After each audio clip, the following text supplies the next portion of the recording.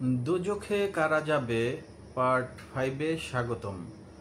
আসেন দোজখে কারা যাবে সেই সম্পর্কে আমরা আরও কিছু বিষয়ে জেনে নিই।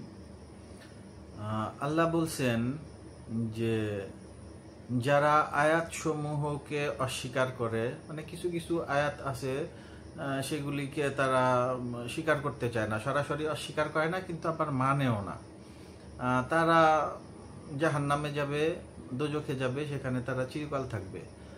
আবার কিছু কিছু লোক আছে যারা ওই একই কথা যে মানতে চায় না, শৈথল্যপরায়ণ। আল্লাহ বলছেন যে শৈথল্যপরায়ণ, দূর কিছু হবে না, আল্লাহ মাফ করে দিবে, এটা কোনো ব্যাপার না, এটা ছোট পাপ, এরকম বলে থাকে যে নামাজ পড়লে বেহেশতে জামুগা, আল্লাহর কাম করলেই হইব। এই ধরনের কিছু লোক থাকে, এরা জাহান্নামী, দোজখে যাবে এবং সেখানে তারা চিরকাল থাকবে। আসেন কুরআন থেকে আমরা জেনে নেই আল্লাহ কি বলেন। সূরা আরাফ, যেটা কোরআনের 7 নম্বর সূরা, তার আয়াত 36 এবং আয়াত 179, এই দুইটা আয়াত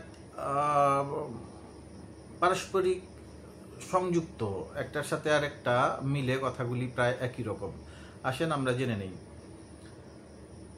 আয়াত 36 সূরা আরাফ, যারা আমার আয়াতসমূহকে মিথ্যা বলবে এবং তা থেকে অহংকার করবে তারাই দোজখী এবং তথায় চিরকাল থাকবে। আয়াত 179, আর আমি সৃষ্টি করিয়াছি দোজখের জন্য বহু জিন ও মানুষ, তাদের অন্তর রয়েছে, তার দ্বারা বিবেচনা করে না, তাদের চোখ রয়েছে, তার দ্বারা দেখে না, তাদের কান রয়েছে, তার দ্বারা শোনে না, তারা চতুষ্পদ জন্তুর মতো, বরং তার চেয়েও নিকৃষ্টতর, তারাই হলো গাফেল, শৈথল্যপরায়ণ। আচ্ছা, এইখানে যে দুইটা আয়াত পরস্পর সংযুক্ত। আল্লাহ বলছেন যে কোরআনের আয়াত সমূহকে তারা অস্বীকার করে, মানে না। যেমন এর আগেও ভিডিওগুলিতে আমি আলাপ করছি যে দোজখে যাওয়ার কাজ কি কি, এগুলা আলাপ করছি।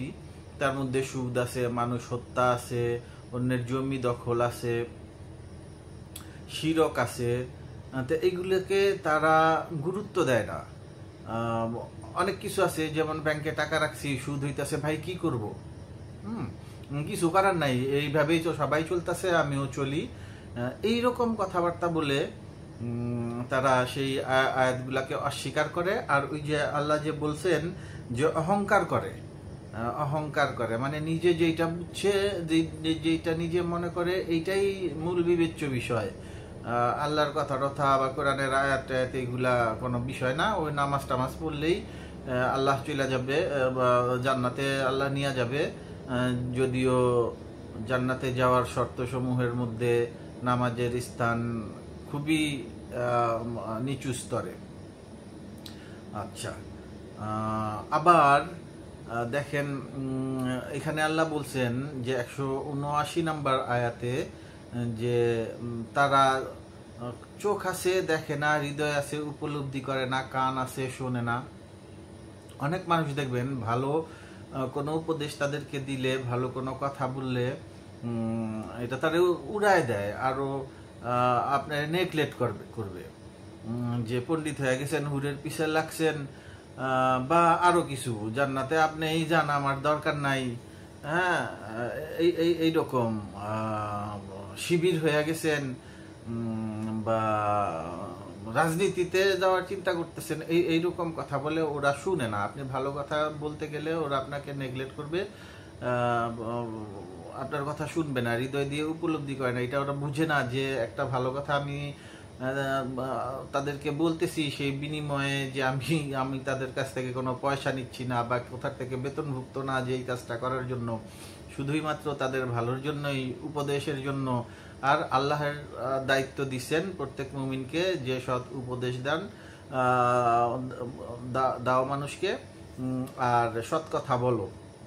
সৎভাবে থাকো, এইগুলা তারা শুনে না। তা আল্লাহ তাদের কথাই বলছেন যে যারা কোরআনের আয়াতসমূহকে অস্বীকার করবে এবং অহংকার করবে। ওই অস্বীকার করা মানে মানি না, আবার মানে ডাইরেক্ট বলবে না মানি না, কিন্তু আসলে মানে না। এদেরকে বললে এরা কান আছে কান দিয়ে শুনে না, চোখ আছে চোখ দিয়ে দেখে না, হৃদয় আছে উপলব্ধি করে না। আল্লাহ তাদেরকে চতুষ্পদ জন্তুর মতো বলছেন, বরং তার থেকেও নিকৃষ্টতর বলছেন। আমরা এই বিষয়গুলা বুঝার চেষ্টা করব। জান্নাতে যাইতেই হবে, আর জান্নাতে যাওয়ার জন্য একটা কাজই করণীয়, সেটা হচ্ছে জাহান্নামে যাওয়ার কাজগুলো থেকে বেঁচে থাকতে হবে। জাহান্নামে যাওয়ার কাজগুলো থেকে বেঁচে থাকার উপায় হচ্ছে কোরআন পড়তে হবে, জানতে হবে আগে যে জাহান্নামে যাওয়ার কাজ কি। পাপের কাজ, গুনাহের কাজ, হারাম কাজ আর জাহান্নামের কাজ এক না, আলাদা আলাদা। পাপের কাজ পাপের কাজই, জাহান্নামের কাজ জাহান্নামের কাজই। অনেকেই আছে আবার জাহান্নামের কাজগুলাকে মনে করে পাপের কাজ, ওজনে কম দিল, খাবারে ভেজাল করলো, মনে করতেছে যে এইটা একটু পাপের কাজই, আল্লাহ মাফ করে দিবে। না, আল্লাহ মাফ করে দিবে না। এগুলা জাহান্নামে যাওয়ার কাজ, জাহান্নামে যাওয়ার কাজ আল্লাহ মাফ করে না। তবে হ্যাঁ, তওবা করলে যে আমি আর কখনো করব না, আমার ভিতরে যদি ফিলিংস আছে যে না কাজগুলি আমি অন্যায় করছি আর কোনোদিন করব না, সেইভাবে আল্লাহর কাছে তওবা করলে, আল্লাহর কাছে ক্ষমা চাইলে আল্লাহ সব গুনাই আল্লাহ ক্ষমা করে দেন এবং ভবিষ্যতে না করার সংকল্প নিলে। তো কোরআন পড়তে হবে, জানতে হবে। এই পর্যন্তই আজকে। সামনে আরো দোজখে যাওয়ার কাজগুলো নিয়ে আমরা জানবো। আর সাবস্ক্রাইব করতে হবে, একটু কমেন্ট করতে হবে, আর লাইক টাইক দিতে পারেন, ভুল হলে বলতে পারেন। ধন্যবাদ সকলকে। আসসালামু আলাইকুম।